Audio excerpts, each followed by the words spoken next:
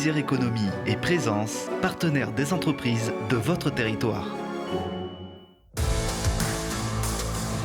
Acteur et partenaire de l'économie régionale, la Caisse d'épargne Rhône-Alpes vous présente Alpes Décideurs.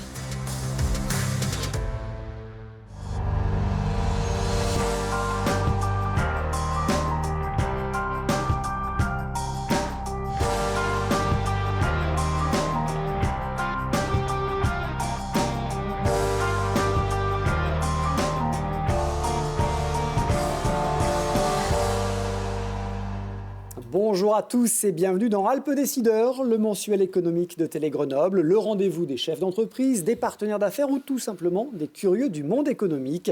Vous le savez, chaque mois, nous mettons en lumière les entreprises qui font le dynamisme des Alpes. À mes côtés, pour nous accompagner, Alain Denisot. Bonjour Alain. Bonjour Christophe. Je rappelle que vous présidez le directoire de la Caisse d'épargne Rhône-Alpes. Ensemble, on parle.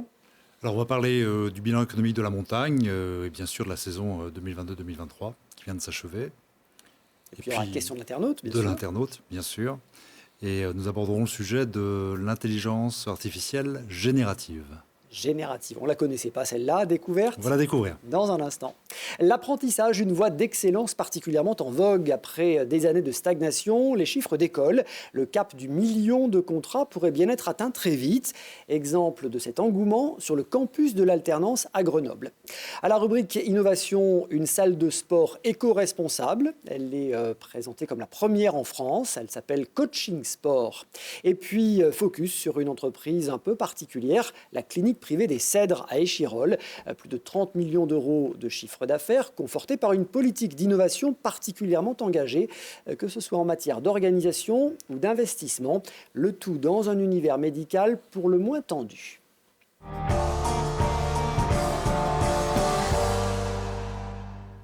Elle est un pilier de l'économie dans les Alpes. La montagne est essentielle pour faire vivre le tourisme, mais bien au-delà, tout un écosystème qui gravite autour.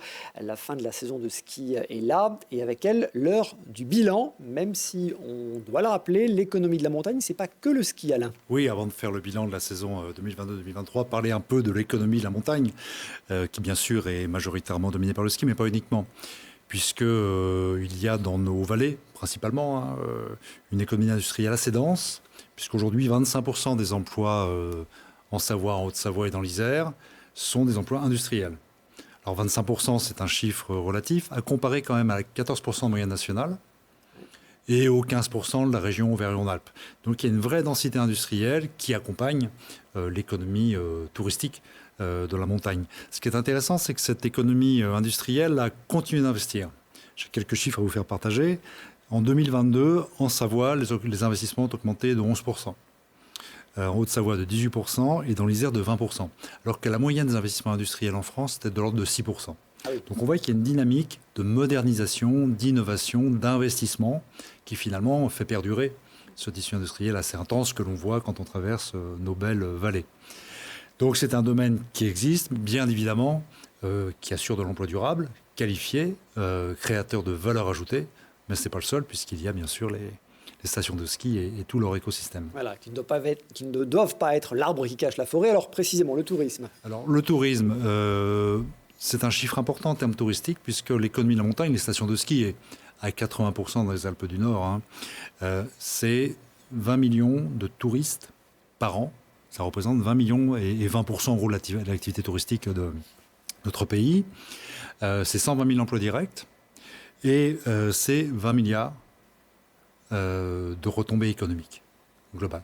Donc ce sont des chiffres tout à fait significatifs qui bien évidemment dépendent fortement de l'économie du ski, puisque la montagne était et reste encore très majoritairement dépendante de l'économie du ski, puisqu'aujourd'hui, il y a quasiment 90% des revenus de la montagne qui se font durant la saison de ski.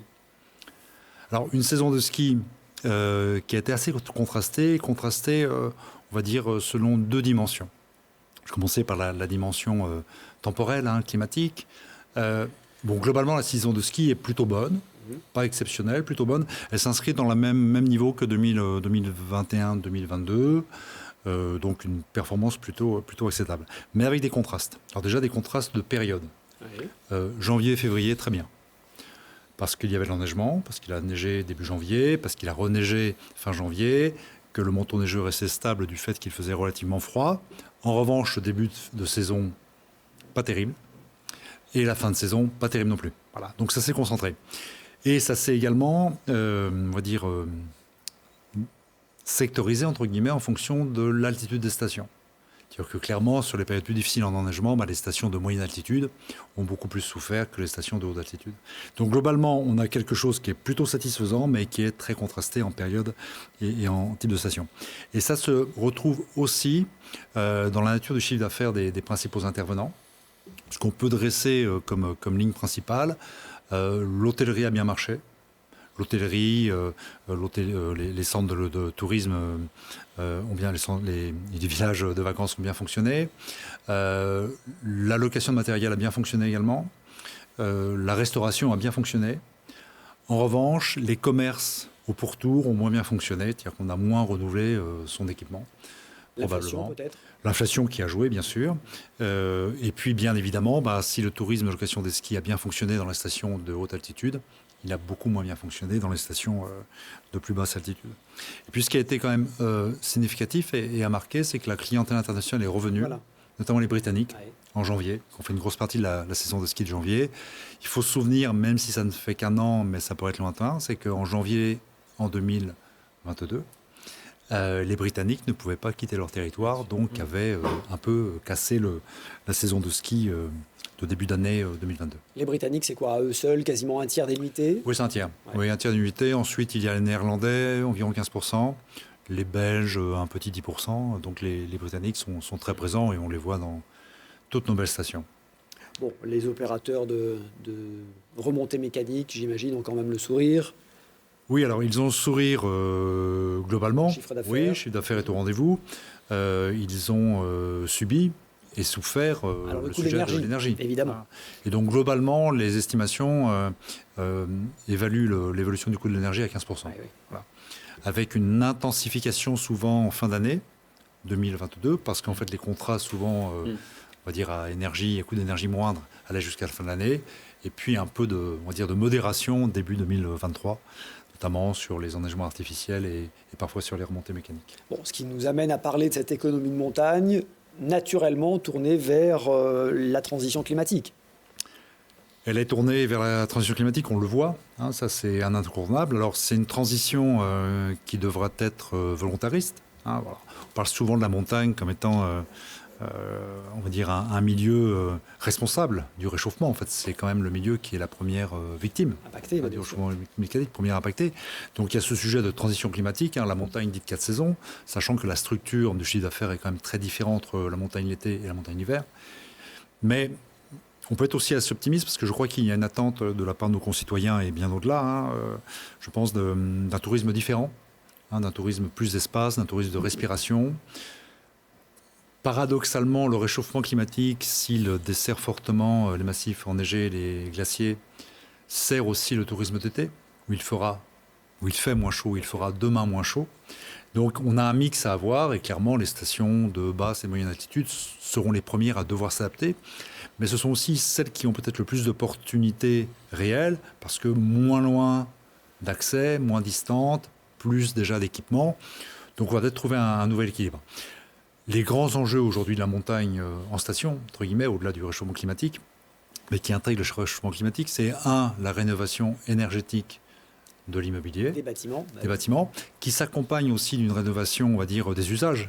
Parce que ce qui était accepté il y a 20 ou 30 ans en termes d'usage du studio avec 6 couchages, voilà, aujourd'hui est moins accepté socialement, sociologiquement, hein, surtout avec une clientèle qui monte plutôt en gamme. Et l'autre dimension, c'est bien sûr l'accès aux stations, les transports. Les mobilités, la mobilité en montagne, c'est entre presque 60% et 75% des gaz à effet de serre émis, du CO2 émis. Donc là, on a des vrais sujets de mobilité au centre des stations douces, d'accès aux stations plus raisonnées, peut-être d'ascenseurs véléens. Donc il y a des pans d'investissement et d'exploration importants si on veut conserver les atouts de la montagne, y compris dans le contexte du réchauffement climatique. Des vrais défis et des vraies opportunités. Défis, des opportunités, et puis un avenir, bien sûr, à maîtriser pour ce joyau inestimable de notre pays. Merci beaucoup, merci Alain. 20 milliards d'euros de chiffre d'affaires pour le tourisme de montagne, c'est ce que vous nous disiez, dont plus de 80% indirectement encore liés à cette activité ski. De belles perspectives de progression avec la diversification des activités. Voilà ce que vous nous disiez.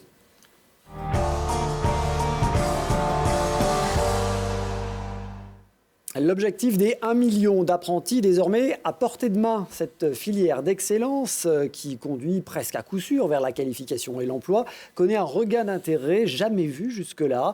Il faut dire que les formations se multiplient pour tout niveau et dans tous les domaines d'activité très variés. L'alternance, c'est la formule gagnante à la fois pour l'apprenti, pour le monde de l'entreprise et pour le territoire sur lequel elle se trouve. On en parle avec Thomas Viron. Bonjour. Bonjour Christophe. Vous êtes le directeur de l'Institut des métiers et des techniques à Grenoble et directeur du campus de l'alternance. Les chiffres sont bons, 980 000 apprentis en 2022. Un succès considérable, on n'y croyait plus ces dernières années. Oui, alors en 2018, avant la réforme, on était à 400 000. Donc là, on a plus que doublé. Alors, il faut tout de même peut-être quand même donner 2-3 éléments d'explication. La croissance s'est faite d'abord par une partie de la disparition des contrats de professionnalisation, qui étaient aussi des contrats d'alternance et qui sont moins attractifs pour les entreprises aujourd'hui. Et puis, et surtout, par la croissance extraordinaire de l'apprentissage dans le supérieur, y compris le très supérieur, les écoles de management, les écoles d'ingénieurs, etc. Donc, sur les premier et deuxième niveau de qualification, qui était tout de même l'objectif premier de la réforme, les résultats sont quand même plus contrastés. L'augmentation est pas énorme, voire les courbes sont relativement plates sur les 4 dernières années. Mais ça reste quand même un succès globalement. Et en tout cas, ça remet l'apprentissage sous les projecteurs et puis cette espèce d'effet blues bleu là, disparaît un peu. Donc ça, c'est quand même pas mal. Voilà, l'image de l'apprentissage qu'on avait jadis commence à être gommée un petit peu. Vous évoquiez les niveaux. En France, 63% des apprentis préparent une formation au moins Bac+2. C'est ce que vous constatez aussi à Grenoble, à l'IMT ou au campus de l'alternance ? Alors, non, parce que nous sommes ce qu'on appelle un CFA historique. Nous formons, c'est un centre de formation d'apprentis interprofessionnel. Enfin, le campus, il y a 3 activités. L'Institut des métiers et des techniques, qui est vraiment un CFA interprofessionnel, qui couvre les métiers du bâtiment, de l'automobile, de l'énergie, les métiers de bouche, la restauration, tous ces métiers traditionnels, mais qui ont besoin de compétences. Et puis l'Institut supérieur du tertiaire. Donc là, effectivement, on est sur du Bac+2 et plus sur les fonctions tertiaires de l'entreprise. Et l'Institut supérieur de la construction, qui là aussi est plutôt sur l'encadrement intermédiaire et supérieur dans les métiers du bâtiment. Donc sur les métiers du supérieur, effectivement, on voit cette croissance. Sur les autres métiers, l'attractivité des métiers eux-mêmes et la facilité, entre guillemets, excusez-moi du terme, mais de rester au lycée d'enseignement général au moins jusqu'au bac, font que les résultats sont quand même plutôt mitigés sur les niveaux CAP et Bac Pro. Alors, n'allons pas trop vite, on va toujours trop vite, mais on va quand même rappeler le principe de l'alternance, de l'apprentissage, c'est un petit peu la même chose. C'est un mix entre les formations théoriques en école et la formation sur le terrain en entreprise. Oui, alors, aujourd'hui est annoncée la réforme du lycée professionnel, le timing est plutôt bon. Il y a une distinction, une différence extrêmement nette. L'apprentissage, c'est un contrat de travail, signé donc entre un employeur et un candidat, donc qui devient salarié de l'entreprise sur un contrat spécifique, sur une durée de 2 ans et 3 ans, et qui nécessite une partie en entreprise, partie formatrice, je dois le dire, et puis une partie en centre de formation. Donc c'est l'école et l'entreprise en même temps. Au bout de 2 ans ou 3 ans de cursus, on a 1 an et demi d'expérience et on a un diplôme. En gros, c'est quand même assez magique, assez différent donc du lycée professionnel. Et puis pour la plupart des métiers, notamment quand on n'est pas sur de l'enseignement supérieur tertiaire, par exemple, en tout cas, c'est ce que nous pratiquons, et c'est peut-être là la clé d'ailleurs de la réussite, c'est des classes de 12 à 15 grand maximum. Donc on parle de la réforme des lycées professionnels. la difficulté parfois, et qui engage d'ailleurs des ruptures et des décrochages, c'est de se retrouver à 25 ou 30 dans une classe. Bon, on parle de contrat, de véritable contrat en entreprise, ça veut dire du coup un salaire aussi. Accessoirement, ça peut être intéressant pour les alternants. Tout à fait, un salaire, une prime aussi aux entreprises pour les encourager à recruter. 6 000 € maintenant, 6 000 € la première année, c'est ça. Tout à fait, 6 000 € la première année, et puis un salaire qui est un pourcentage du SMIC qui est non négligeable, et en tout cas qui montre aussi l'engagement de l'entreprise dans le contrat. Ça n'est pas un stage, très clairement. Et puis il y a eu une modification sur les âges. Désormais, on peut être en apprentissage jusqu'à 29 ans. Exactement, c'était 25 avant, donc ça a aussi des conséquences. J'ai échangé avec des apprentis, des jeunes apprentis il y a 15 jours sur l'ISCO, l'Institut supérieur de la construction, et deux d'entre eux me disaient « je suis en reconversion ». Mais ils avaient 25 ou 26 ans. Pour eux, ils se considéraient comme en reconversion, ils avaient fait un premier parcours, et donc ils étaient toujours en apprentissage, donc jusqu'à 29 ans, et tout en ayant dans l'esprit une reconversion, en tout cas un changement de voie.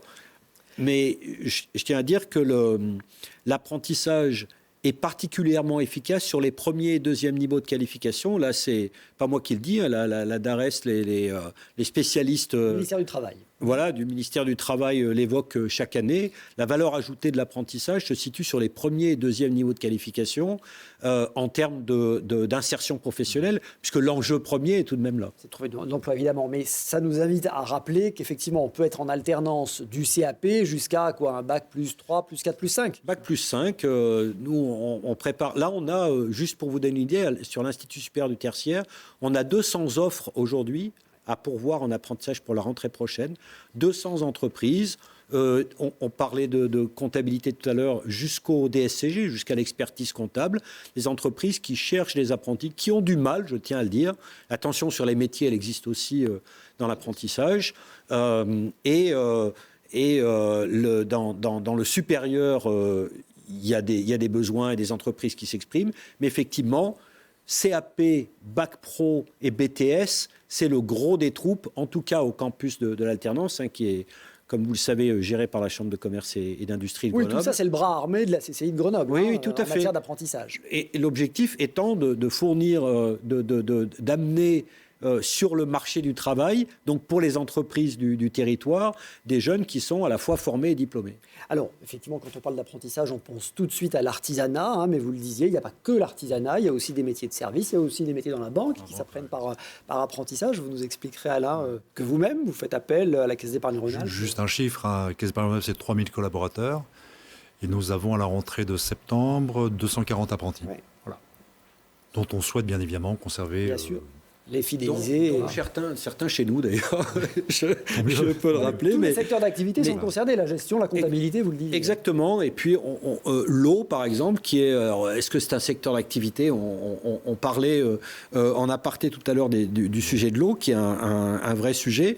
Eh bien, la gestion de l'eau potable et l'assainissement pour des communes, mais aussi des entreprises privées, c'est un sujet. Il faut se former pour ça. Donc, il y a un diplôme.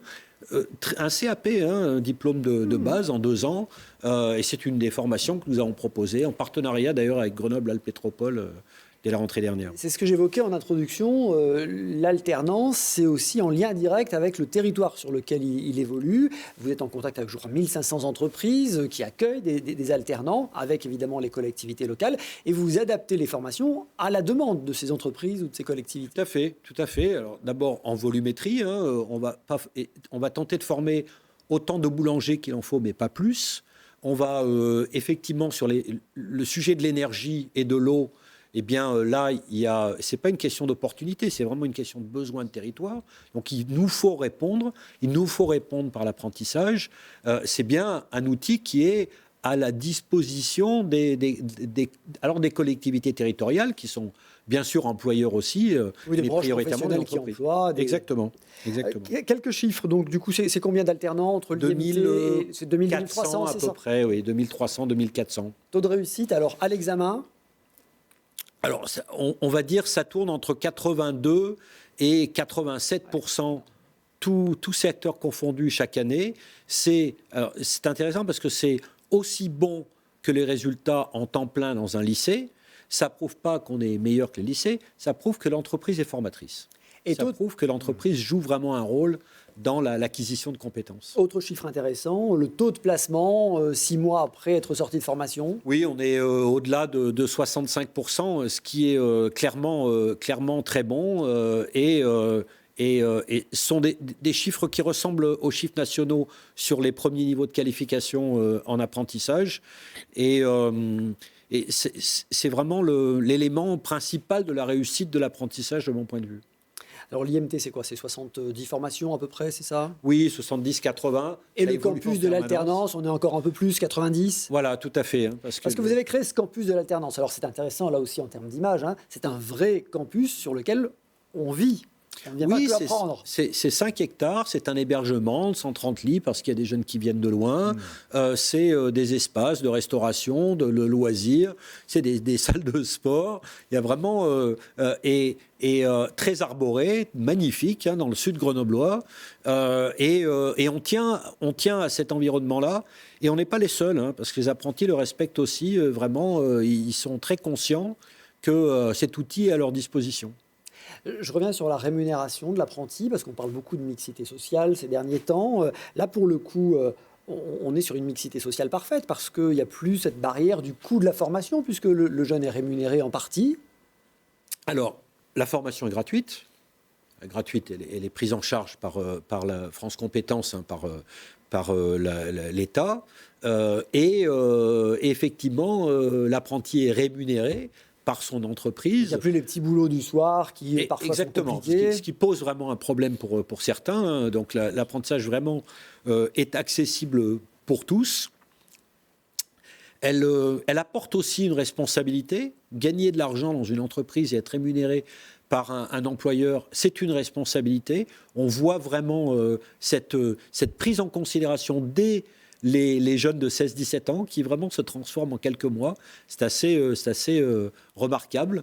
Donc oui, cet élément monétaire, la pécunier, n'est pas neutre dans l'équation. À un âge où on est très attaché à son indépendance ou à gagner son indépendance, c'est évidemment essentiel. Et puis, accessoirement, l'apprentissage peut aussi être une voie vers les grandes écoles pour la suite. Oui, tout à fait. Alors, les grandes écoles proposent d'ailleurs des cursus dans l'apprentissage, mais très clairement, nous, sur les formations commerciales et relations clients, y compris bancaires, nous allons jusqu'au Bac+3. En comptabilité-gestion, on va jusqu'à l'expertise, mais sur le bancaire, par exemple, on va jusqu'au Bac+3. Si des jeunes veulent poursuivre, il y a effectivement des passerelles possibles, y compris pour intégrer, on va parler du fleuron local, Grenoble École de Management, c'est tout à fait possible, ou des jeunes de l'Institut supérieur de la construction. Et là, on est au-delà de 15-20% qui poursuivent en école d'ingénieur. Oui, c'est pas négligeable. Voilà. Et souvent en apprentissage, parce qu'une fois qu'on y a goûté... Bien sûr. Voilà. Bien sûr. Bon, on en a fini du coup avec cette image un peu dépassée de l'apprentissage, de l'alternance. Ça y est, c'est... Je l'espère. Il faut tout de même continuer à tenir un discours et à faire la promotion de l'alternance pour attirer des candidats. Aujourd'hui, on n'a pas de problème pour avoir des offres d'entreprise. On a de grosses difficultés encore, mais comme les entreprises qui recrutent, de tensions sur les métiers, sur les métiers de la restauration. Voilà, c'est très difficile de trouver des futurs apprentis. Donc oui, il faut continuer à faire la promotion. On verra ce qui ressort de la présentation des lycées professionnels aujourd'hui, puisque les deux systèmes sont, alors on va dire complémentaires, sinon concurrents. Bien sûr. Bon, on va suivre ça, mais en tout cas, c'est encourageant. On a longtemps dit que l'apprentissage, c'était une image un peu négative. On voit bien que là... C'est gagnant-gagnant dans plein de domaines. C'est gagnant pour l'étudiant, déjà, parce qu'effectivement, ça lui permet de mettre un pied dans l'entreprise et de continuer ses études. Gagnant économiquement, parce qu'il faut les financer, les études. C'est gagnant pour l'entreprise, parce que ça permet de fidéliser, d'avoir une première expérience professionnelle. Et puis, ça permet aussi de poursuivre son parcours professionnel. Nous, on a beaucoup de licences banques qui continuent en master. Bon, alors, parfois, on les voit partir sans plaisir, mais voilà, ça permet vraiment de préparer des choses. On voit qu'il y a un certain nombre de candidats qui ne vont pas vers l'apprentissage, qui restent au lycée, de peur de ne pas trouver un employeur. Alors, aujourd'hui, premièrement, on est plutôt dans l'effet inverse, premièrement. Et deuxièmement, sur un établissement comme le nôtre, on a une équipe dédiée pour faire la mise en relation et pour accompagner les jeunes. Donc cette crainte-là, elle doit aussi disparaître. Juste pour ajouter un mot, parfois il y a des paradoxes dans notre pays. En Allemagne, qui est vraiment ultra frontalier, on va dire ça comme ça, et culturellement assez proche, l'apprentissage est la filière d'excellence. Oui, il y a plus d'1,5 million. C'est la filière de système dual. contrats, Voilà. c'est effectivement. Voilà, donc non, l'apprentissage est un très bon système. Allez, on rattrape le retard. En tout cas, merci beaucoup Thomas Viron d'être venu nous présenter à la fois l'Institut des métiers et des Merci de techniques votre invitation. et le campus de l'alternance à Grenoble. Merci bien.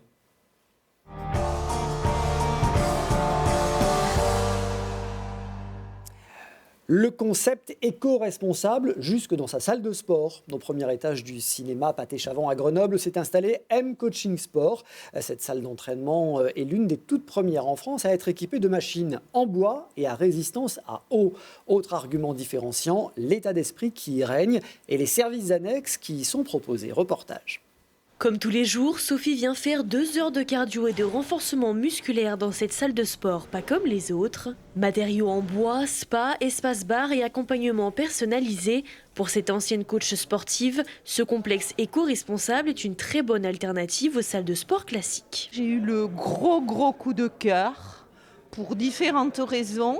La première déjà, la superficie de cette salle, le choix des appareils et leur conception. Je me suis dit qu'on ne retrouverait pas ici le même public qu'on peut retrouver dans d'autres salles où il y a des gros culturistes et tout. Là, c'est pas le concept. Un avis partagé par Jérémy, adhérent de la salle depuis plus d'1 mois.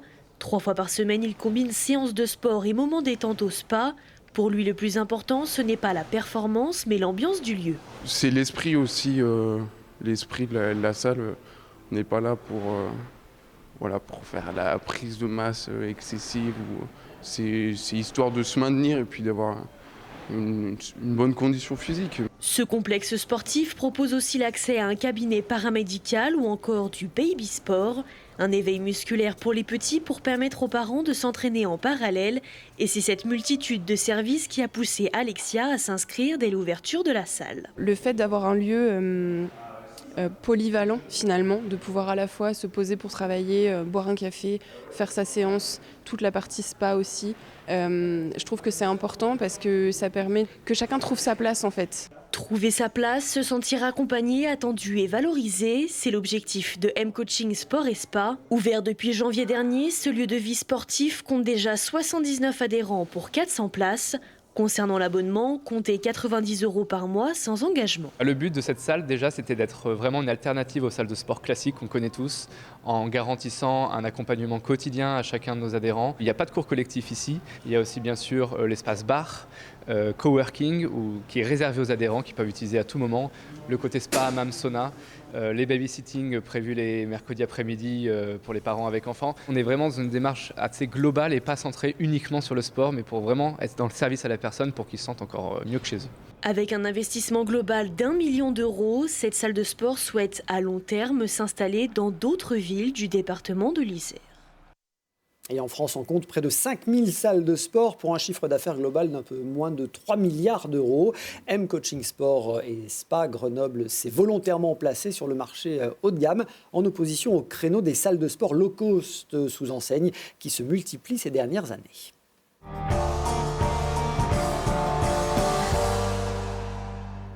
Vous le savez, Alpes Décideurs vous donne la possibilité de poser vos questions à notre expert, à Alain. Écrivez-nous alpesdecideurs@telegrenoble.net. Et Alain, aujourd'hui, Malik veut savoir ce qu'est l'intelligence artificielle générative. Générative, tout à fait. Alors, je vais commencer déjà par l'outil, on va l'appeler comme ça, qui produit de l'intelligence artificielle générative. Vous avez peut-être entendu parler ou non de ChatGPT. Ah bah oui. Voilà, ChatGPT, c'est un outil d'IA générative qui a été développé par une entreprise qui s'appelle OpenAI. Et je vais vous lire quelque chose et vous comprendrez assez vite la source de ma lecture. L'intelligence artificielle générative est une branche de l'IA qui vise à créer des programmes informatiques capables de produire du contenu original, comme des images, des vidéos ou du texte. Contrairement aux algorithmes traditionnels qui suivent simplement un ensemble d'instructions préétablies pour résoudre un problème spécifique, les systèmes d'IA génératifs apprennent à partir de données existantes et peuvent ensuite utiliser ces connaissances pour créer quelque chose de nouveau. J'en ai 15 lignes. Ce texte a été écrit par ChatGPT après la question qu'on lui a posée, qu'est-ce que l'intelligence artificielle générative? Donc en fait, c'est un processus apprenant qui va chercher dans toutes les sources de données et qui pose parfois aussi des problèmes de propriété intellectuelle, voire éthique, qui permet de produire du contenu aujourd'hui à la fois très qualifié, parfois un peu inquiétant, et qui remet en question finalement tous les processus d'apprentissage humain, puisque avec ça, il suffit de poser une question puis la machine répond. Donc on est au début de ce sujet, on n'en maîtrise pas tout le périmètre, mais on en voit déjà la très grande puissance. On va y voir les avantages et aussi les limites quand même. On y voit déjà les limites, voilà. C'est-à-dire que maintenant il y a des outils, notamment dans les universités, pour identifier les textes qui auraient pu être écrits à partir de ChatGPT notamment. Ouais. Voilà. Merci beaucoup. Voilà. Merci Alain pour ces explications. Si vous aussi vous voulez interroger Alain Denisot, écrivez-nous alpedécideur@telegrenoble.net.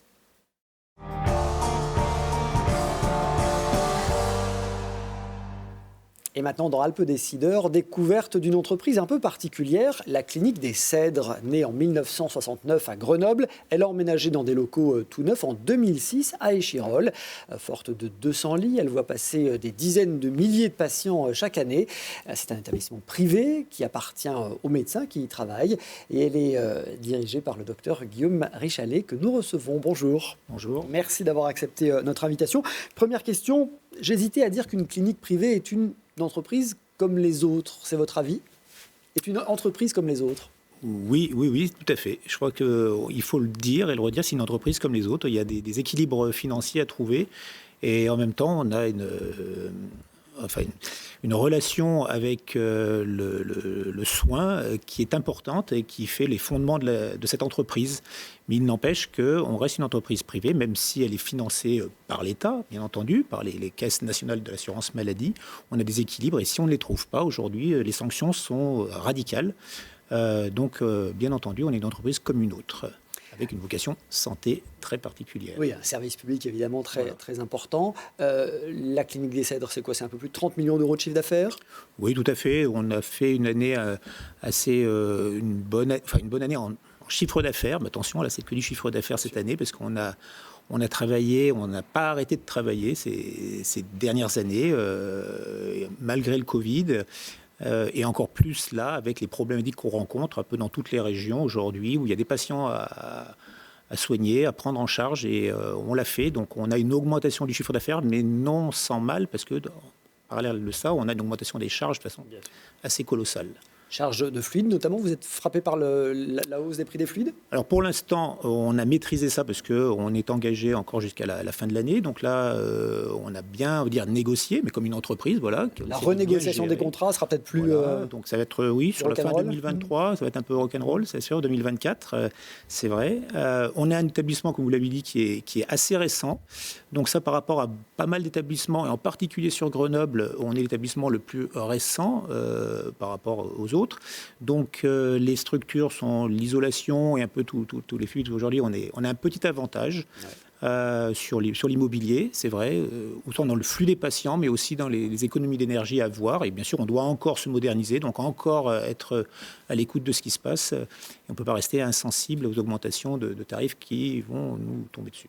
Parmi les chiffres qui sont importants, le nombre de salariés, plus de 300 salariés, sans compter les médecins. Voilà, tout à fait, à peu près 320 salariés, aujourd'hui qui représentent à peu près...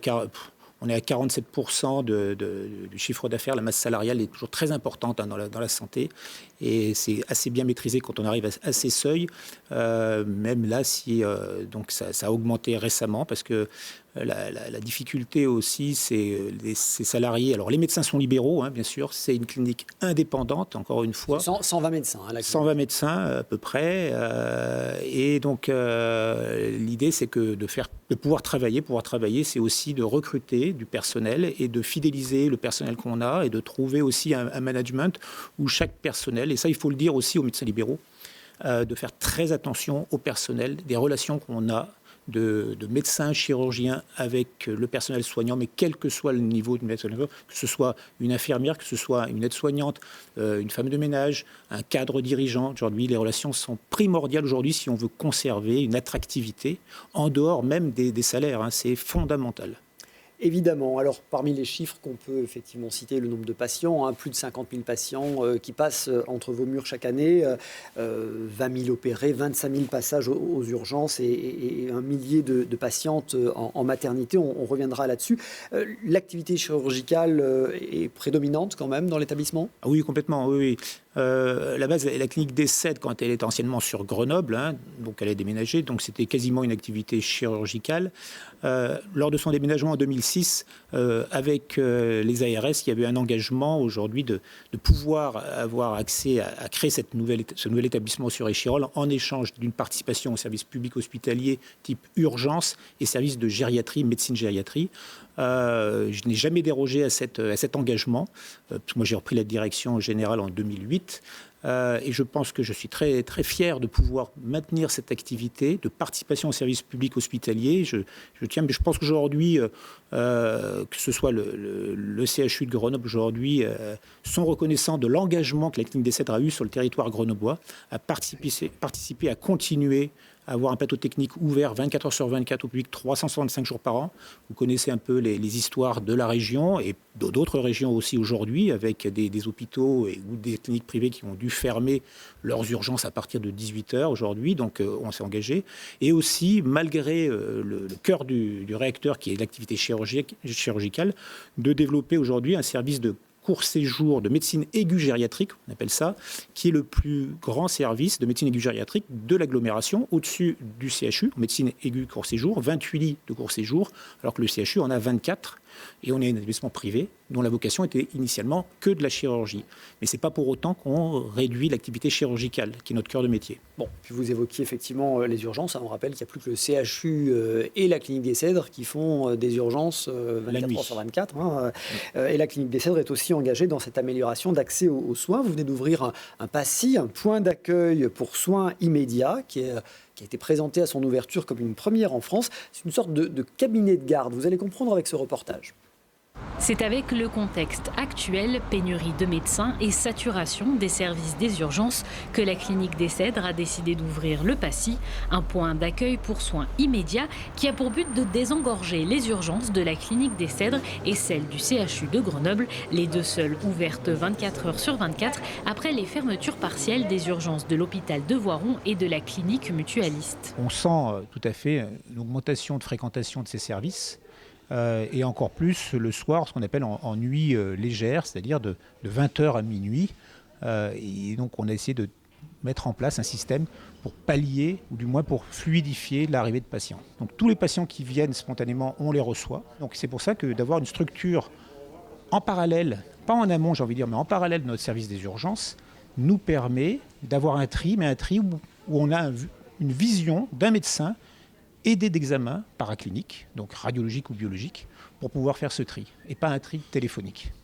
L'avantage de ce lieu, c'est l'accès au plateau technique de la clinique des Cèdres, avec un laboratoire de biologie médicale, les équipements de la clinique du Mail avec les différents outils de radiologie comme les scanners et les IRM, ou encore les services des urgences, une nouvelle offre de soins où officient les médecins de SOS Médecins. Sur Grenoble, c'est de plus en plus difficile d'avoir des médecins traitants et donc les délais s'allongent. Donc pour avoir des consultations d'urgence, SOS Médecins, c'est un recours pour ça. Et donc le fait de pouvoir avoir le fait que les gens puissent venir et avoir accès facilement à la biologie et à la radiologie, ça peut leur éviter d'aller aux urgences et effectivement leur permettre d'avoir plus facilement accès aux soins.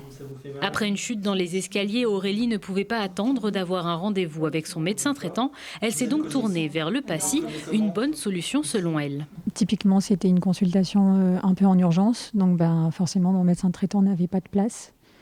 Donc du coup, on est obligé de faire appel aux autres offres de soins. Et je pense que du coup, si j'avais pas eu cette offre de soins-là, je serais allée aux urgences, mais j'aurais sûrement attendu très longtemps. À terme, le PACI devrait accueillir 10 à 15 000 patients par an et devrait donc désengorger les urgences, dont celle de la clinique des Cèdres, qui reçoit 23 000 personnes chaque année. Bon, alors un cabinet de garde qui fonctionne sur rendez-vous, on le précise bien, mais qui permet du coup le lever de doute et donc éviter l'engorgement inutile des urgences. Voilà, alors vous l'avez prononcé, les mots magiques, pour moi aujourd'hui, en magique entre guillemets, c'est la levée de doute. Le principe est par rapport à d'autres maisons médicales de garde qui existent et qui se sont développées, et qui se sont heureusement développées sur le territoire français, c'est bien celle-là la particularité. Donc en accord avec l'ARS, c'est-à-dire de mettre en place, avec la collaboration de SOS Médecins, encore faut-il trouver des médecins, en plus de mes urgentistes, mais que ces médecins aient accès au plateau technique pour avoir accès à de la biologie, et de la radiologie rapidement pour faire une levée de doute. Si c'est grave, le patient va dans le service des urgences et est hospitalisé plus ou moins, ou dans les lits portes, ce qu'on appelle pendant 24-48 heures. Si en fin de compte il n'y a rien avec ces examens complémentaires, on a une levée de doute, le patient peut rentrer chez lui et ensuite être dirigé à 48 heures ou à une semaine chez un spécialiste pour voir, ou c'est généraliste, mais en différant un peu et de ne pas saturer. Parce que ce qu'il arrive souvent, quand vous-même vous avez besoin, vous avez un mal de ventre ou une douleur dans la poitrine, vous allez où ? Passer 20 heures, pas voir votre médecin généraliste, vous allez aux urgences. L'idée étant de pouvoir avoir accès à un médecin généraliste, SOS médecin, qui pourra avoir accès facilement, en moins d'une heure, à une prise de sang pour pouvoir faire cette levée de doute, ou à un bilan radiologique aussi pour faire cette levée de doute, et ne pas avoir des patients qui viennent, qui ne sont pas forcément graves, mais qui peuvent l'être, et aujourd'hui qui seront réorientés quelques jours plus tard dans un cabinet de médecine générale ou d'un spécialiste. C'est important comme exemple parce qu'on évoquait du coup cette clinique qui est finalement une entreprise comme une autre, et une entreprise notamment qui est poussée à l'innovation permanente, j'ai envie de dire. Et là, on a une innovation dans le fonctionnement de la clinique avec ce nouveau service. C'est une première en France. Vous avez même un peu anticipé les décrets d'application d'une loi qui prévoyait ces points d'accueil. Tout à fait, oui. Alors, l'innovation, c'est vrai qu'on parle en médecine, dans la santé, l'innovation, c'est toujours de la robotique, etc. Il faut savoir aussi innover. Et en France, on en a besoin un peu parce que c'est vrai que la santé coûte très, très cher. Dans les organisations. Je pense qu'on ne se rend pas compte, mais pour avoir une santé d'un pays comme on l'a eu il y a quelques temps, il faut que le pays soit très riche. Donc après, il faut savoir s'organiser et pas dépenser de l'argent à tout va sans se réorganiser. Donc là, c'est un peu ma volonté aujourd'hui de pousser, mais de ne pas faire une clinique uniquement dédiée aux urgences, de pouvoir fluidifier cet accueil pour ne pas être embolisé, parce que ce qui se passe aujourd'hui avec l'ensemble des hôpitaux en France qui accueillent toutes les urgences, parce qu'aujourd'hui on a moins de médecins généralistes ou d'infirmières libérales capables de pouvoir accueillir des patients et les gérer, ils vont aux urgences. Donc les hôpitaux deviennent des hôpitaux généralistes non spécialisés, et on dégrade la qualité des soins et on dégrade l'attractivité pour les grands hôpitaux français aujourd'hui, parce qu'ils se mettent à faire de la médecine générale, du tri. On l'a tous vu aujourd'hui, et c'est pas comme ça qu'on va attraper des cerveaux ou pouvoir faire monter en puissance la qualité des soins dans les hôpitaux publics. Et malheureusement, on désertifie, on n'investit pas assez sur la première ligne, avant les urgences, qui est la médecine générale, les infirmières libérales, qu'on doit absolument revaloriser pour éviter une saturation dans les services d'urgence. Donc oui, l'innovation, c'est aussi organisationnel, mais bien entendu, une clinique comme la nôtre, on a besoin d'innover sur des plateaux techniques performants en parallèle de cela. Et c'est souvent des millions d'euros. Là, on parle en millions d'euros quand on doit acheter un robot en 3D. Alors voilà, oui, c'est malheureusement la santé, c'est des millions d'euros, ça coûte très cher. Aujourd'hui, on a la chance d'avoir, je pense encore peut-être l'un des plus beaux systèmes de santé en France. Aujourd'hui, on dit on l'a plus aujourd'hui. Il faut se battre pour continuer à l'avoir parce que tout le monde est soigné, je pense. Malheureusement, le mot que j'aime pas utiliser, mais on l'entend de plus en plus, c'est le déclin. On est déclassé. On commence à être déclassé si on ne fait pas attention. Et malheureusement, investir sur des robots qui valent 2-3 millions d'euros aujourd'hui avec des frais de maintenance qui sont en général de 10% du coût de la machine, parce que c'est ça, plus le matériel qu'il faut acheter, quand on a une tarification qui n'évolue pas ou très peu, on ne peut plus proposer ce type de service. Il faut aller à l'étranger, en Allemagne, en Angleterre, aux États-Unis, se faire soigner avec les dernières technologies. Et en France, on ne les aura pas si on ne fait pas attention à se moderniser et à faire que les hôpitaux et les cliniques restent des centres de référence et que derrière le plus grand hôpital de France, et j'aime à le dire, c'est la médecine de ville, la médecine générale. Et il ne faut pas sous-estimer, ne faire qu'investir sur les grands hôpitaux français ou même les cliniques. Il faut investir sur la médecine de ville. C'est le premier rempart à une désorganisation totale. Une question, docteur. Est-ce que les maisons de santé qu'on voit progressivement apparaître, donc des médecins qui s'associent avec d'autres professions médicales ou paramédicales, c'est une partie de réponse ? Alors, c'est une partie de réponse qui n'est pas complète aujourd'hui, parce que ces maisons médicales aujourd'hui, à mon avis, elles facilitent plus elles contribuent pas à travailler plus. Mais c'est-à-dire se sécuriser entre nous, etc. De toute façon, passer une certaine heure, on n'a pas accès à un plateau technique. De toute façon, c'est pour s'auto-remplacer, mais c'est vrai qu'on est mieux ensemble que seul. À une époque, quand même, moi je suis fondamentalement pour quand on parle de déserts médicaux, c'est pas des maisons médicales ne vont pas s'installer n'importe où. Même si on met 10 médecins dans un endroit, il faut un médecin où il y a une boulangerie, etc. Celui-là, il va faire un travail de dingue. Il faut qu'il soit reconnu, son travail. Et grâce à lui, aujourd'hui, vous n'aurez pas de déserts médicaux. Il verra ces patients qui ne vont pas se dégrader. Parce qu'à force de ne pas voir les patients ou d'attendre la dernière minute, petit à petit, on se dégrade. Et là, ça devient compliqué. Et même une maison médicale ne va pas y répondre. Donc c'est un début de réponse, mais pas suffisant à mon avance. Messieurs, on va être obligé de conclure. Alors, on a parlé de chirurgie, on a parlé de maternité, on a parlé de gériatrie. J'aimerais pas qu'on oublie, parce qu'ils font partie aussi des personnes qui vous accompagnent, de toutes les équipes d'accompagnement, les infirmières, les psychologues, les assistants sociaux, qui sont effectivement aussi au service des patients. Absolument, absolument. De toute façon, il faut bien voir qu'on a vraiment besoin de ce cortège de professionnels aujourd'hui pour faire fonctionner la santé. La santé, c'est pas un médecin qui a tout pouvoir sur la vie ou la mort de quelqu'un. Moi, je suis moi-même médecin et je fais très attention à ça. Et ces professionnels paramédicaux, c'est fondamental. Il faut absolument pas aujourd'hui les sous-estimer. Alors, on les a applaudis un moment au début du Covid. Ensuite, on les a même pas applaudis. Puis après, on nous a stigmatisés parce que, soi-disant, c'est compliqué. Mais sans ce personnel-là, rien ne se fera, rien ne se fait. Et c'est ce que j'aime à le dire à des très grands chirurgiens. J'ai dit, attendez, vous pouvez opérer, pas parce que c'est vous qui amenez que le patient, mais aussi parce que vous avez une femme de ménage qui va nettoyer, faire le bio-nettoyage, sinon on ne fait rien du tout. Donc c'est véritablement fondamental. On évoque souvent ici la difficulté actuelle à recruter. Ça se passe comment en ce moment, du coup, à la clinique des Cèdres ? La tension est importante, ou est-ce que vous réussissez avec toutes ces innovations à être attractif ? Alors, je pense qu'on est... alors, il y a deux facteurs, à mon avis. Le premier, c'est de manager les équipes comme une entreprise, comme vous avez des grandes entreprises françaises, voire internationales, qui ont compris que l'humain, c'était vraiment fondamental aujourd'hui. On n'a pas les moyens... La santé, c'est pas quelque chose de très rentable. On n'a pas des moyens... Donc, il faut savoir un peu coacher, manager, féliciter.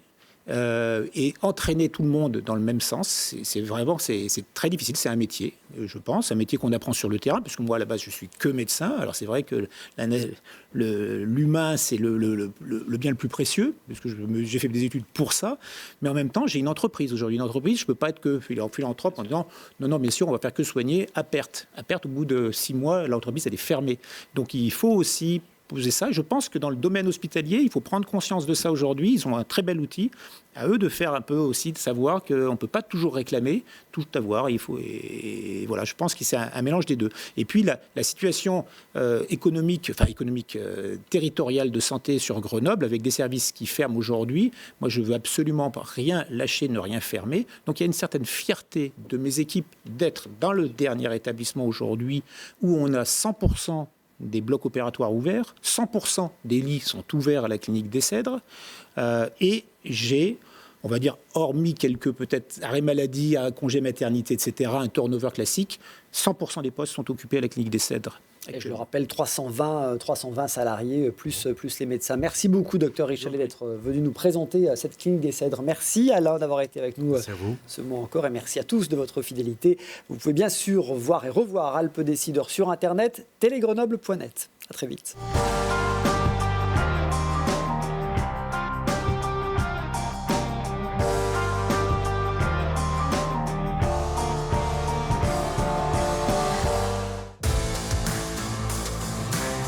C'était Alpes Décideurs avec la Caisse d'épargne Rhône-Alpes, une banque commerciale, régionale et coopérative. Nord Isère Économie et Présence, partenaires des entreprises de votre territoire.